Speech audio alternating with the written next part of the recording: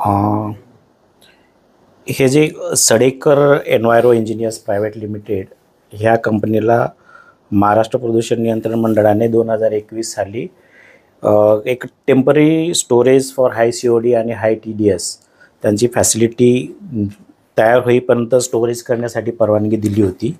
आणि त्याच त्यांचं सडेकरांची जी फॅसिलिटी जी आहे आता पूर्णतः ती कार्यान्वित झाली आहे. परंतु प्रायमरी आमच्या क्षेत्राधिकाऱ्याने त्या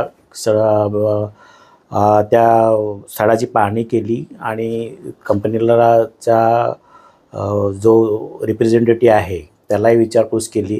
तर त्यांनी असे उत्तर दिले की ही जी एक्झिस्टिंग आमची जी फॅसिलिटी आहे त्या फॅसिलिटीचं मेंटेनन्सचं काम काही सुरू होतं आणि त्यांना ती एक टँक स्टोरेज कमी पडत होतं म्हणून त्यांनी ते परत स्टोरेज वापरायला घेतलं. अशा पद्धतीची आम्हाला ऑथेंटिक माहिती मिळाली आहे.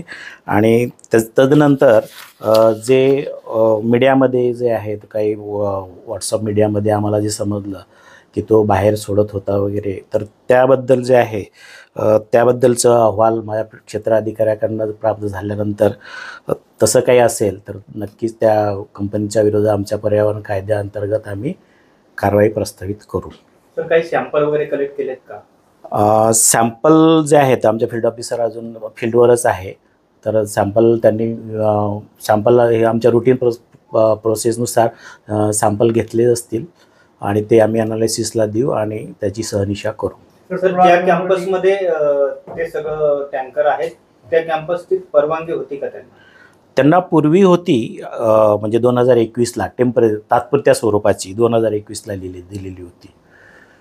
त्यानंतर परवानगी होती का? नाही, त्यानंतरची परवानगी जी आहे म्हणजे त्यांना त्यांची फॅसिलिटी कंप्लीट होईपर्यंतच होती. प्लॉट नंबर D1 मध्ये त्यांना आता सध्या काय स्टॅटस काय तुमच्या परवानगी आहेत की त्यांना विदाउट परवानगी आहे ज्या ठिकाणी हा माल फेकला जात आहे?